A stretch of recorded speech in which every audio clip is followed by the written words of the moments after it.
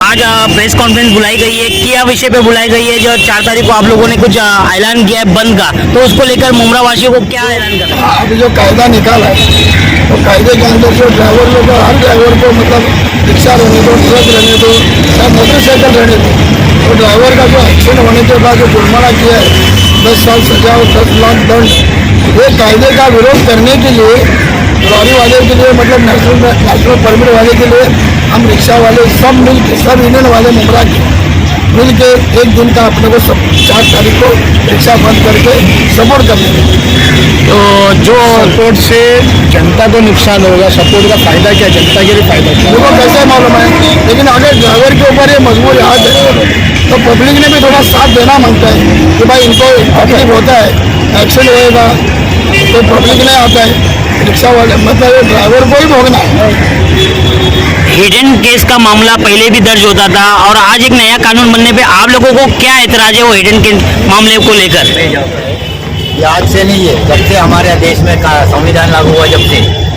लेकिन ये hit and run का मतलब ये था आपने ठोका और भाग गए या आपने मरीज को उठाया नहीं। पहले सरकार ने चांस किया था कि हॉस्पिटल आप पहुंचा दो मरीज को, आपसे कोई इंक्वायरी नहीं होगी, सहूलतें दिए थे। लेकिन अब क्या हुआ, हिट एंड रन का मामला जो है ये जितना देखने में सादा लगता है उतना नहीं है। ये सरकार जो है ना हमारी, ये सब पैसे वाली लॉबियों को बचा रही। अभी 4 महीने पहले सुप्रीम कोर्ट ने एक आदेश दिया है कि अगर आपका इंश्योरेंस वैलिड है तो इंश्योरेंस कंपनी कोई मिस्टेक नहीं निकाल सकती कि गाड़ी का पेपर क्लियर नहीं है, इंश्योरेंस के पेपर, गाड़ी के पेपर नहीं, ड्राइवर क्लियर नहीं है, ये बहाने बना के क्लेम रोक नहीं सकती है। अब उनको क्लेम देना पड़ रहा है इंश्योरेंस कंपनियों का, ऐसे कई हजार मामले अटके हुए जो उनको देना पड़ेगा।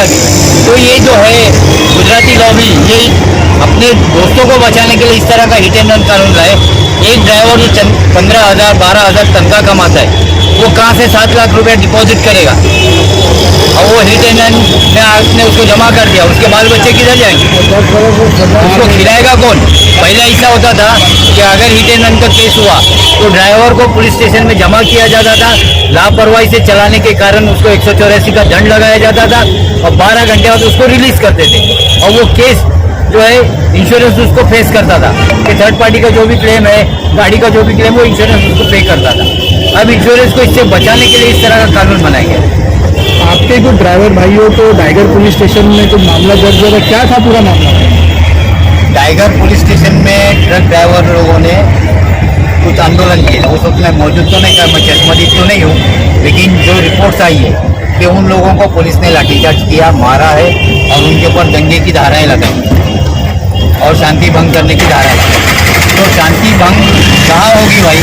अगर हम पब्लिक एरिया में जाके लोगों को सताएंगे तो लोगों की शांति भंग होगी। रास्ते में शांति भंग होने का कोई मसला नहीं है। दूसरी बात, दंगा के लिए 2 पक्ष होना ज़रूरी है, वह एक ही पक्ष में दंगा तो हो नहीं सकता है। ये इनका आंदोलन था। आंदोलन में कलमबोली में पुलिस वालों के ऊपर बांबू से हमला किया गया था, क्या कहेंगे उस बारे में? पुलिस वाले ने जो लाठीचार्ज कराया है ना, वो जो पुलिस वाले को दिखाया मारते हुए, तो लाठीचार्ज का ऑर्डर लिए बिना अगर पुलिस वाला लाठी चलाएगा तो जनता भी लाठी चलाएगी। मेरा ये सवाल है, इमरजेंसी के लिए आप लोग किस तरह के लोगों को सुविधा देंगे? इमरजेंसी के लिए जिस तरह बंद रखेंगे उस तरह पेशेंट होते हैं, किसी भी तरह का अर्जेंट होता है, तो उसके लिए आप लोग क्या सुविधा रखेंगे? बंद तो रखेंगे, तो उन लोगों के लिए क्या सुविधा रहेगी? देखो, इमरजेंसी के लिए सुविधाएं देना है, लेकिन उससे पहले मैं आपको कुछ बात बता दूं जो फैक्ट है, बैकग्राउंड में चल रही है कि आज की तारीख में टैंकर बंद हो गए, टैंकर की ड्राइविंग बंद हो गई, पेट्रोल की शॉर्टेज हो जाएगी, मार्केट में सब्जी बंद हो जाएगी। तो उसके लिए उन लोगों ने कोई विकल्प रखा है कि इमरजेंसी में भूखा आदमी क्या खाएगा? ये तो हालत के ऊपर डिपेंड है, लेकिन हम गरीबों का सोचते, जनता का सोचते, इसके लिए हम लोगों ने कुछ गाड़ियाँ स्पेशल रखी है। जब हमको फ़ोन आएगा कि भाई हमारे घर में पेशेंट है, जाना है, लेकिन इमरजेंसी जैसे कैंसर पेशेंट होगा, डायलिसिस पेशेंट होगा, उनके लिए होगी। नहीं तो यहाँ पे तो मुमरा हो चाहे बॉम्बे हो, लोग फाइल लेके निकल जाते हैं, बोले भाई मेरे को टेस्ट कराने जाना है। तो तो ऐसे पेशेंट्स के लिए नहीं देंगे। डायलिसिस और कैंसर पेशेंट्स के लिए हमारी गाड़ियाँ लगी रहेगी। एक आखिरी संदेश मुंद्रा वासियों को बंद को लेके क्या कहेंगे आप? मैं मुंद्रा वासियों से अपील करूंगा कि भाई देखो, हर घर में आपके बच्चे, बेटे, बाप 80% गाड़ियाँ चलाने वाले हैं। कोई स्कूटी चलाता है, कोई कुछ चलाता है। हीट एंड रन हो गया कभी तो आप पे भी ये बीत सकती है।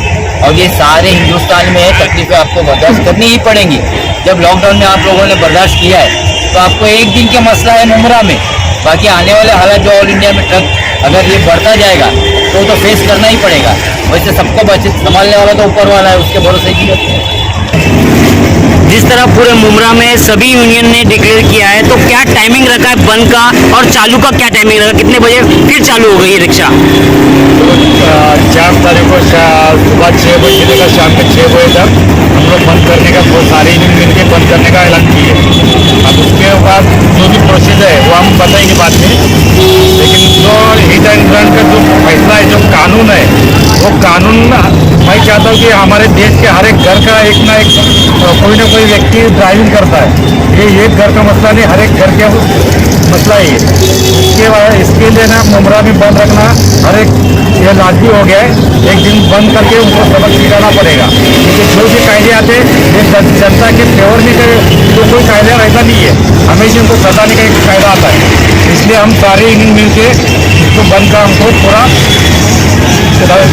बंद को लेकर क्या आप लोग अपील करेंगे लोगों से कि किस टाइमिंग पर घर से निकले और इमरजेंसी हो तो किस तरह निकला जाए? आपसे कांटेक्ट किस तरह किया जाए? मैं शिवसेना रिक्शा यूनियन का कार्य देखिए, देखिए मसला ऐसा है कि अपील हम लोग ये करेंगे कि आप सुबह 6 बजे से रात को आपका जो भी है सामान ले लीजिए। सुबह 6 बजे के बाद से लेकर शाम के 6 बजे तक के आपको रोड पे रिक्शा अवेलेबल नहीं मिलेगी। तो आपको धूप में निकलने से बचना है तो आप रात ही को अपना सामान ले लीजिए। अपने बाल बच्चे का जो है, अगर एकदम ज़्यादा इमरजेंसी है तो आप हमारे से कांटेक्ट कर सकते हैं। हमारी चारों यूनियन रोड पे रहेगी और स्टेशन के ऊपर गाड़ी अवेलेबल रहेगी। हमारे नंबर हम लोग अभी आप लोग को दे देते हैं, स्टेशन पर इंशाल्लाह चलेगा। आप उन नंबर पर कांटेक्ट कीजिए, आपको गाड़ी जहाँ भी आपकी बिल्डिंग के अंदर रहेगी वहाँ पर आपको मिल जाएगी। मगर जब एकदम ज़्यादा इमरजेंसी रहे कि आपको पेशेंट को किसी भी तरह हॉस्पिटल पहुँचाना ही है या आपके बच्चों की स्कूल पहुँचने के लिए आपको गाड़ी नहीं मिल रही है तो आप हमसे संपर्क कीजिए इंशाल्लाह, और उस टाइम के लिए हम गाड़ी अवेलेबल करा देंगे। हमारे चैनल को सब्सक्राइब करें, बेल आइकन जरूर प्रेस करें। हमारी न्यू वीडियो सबसे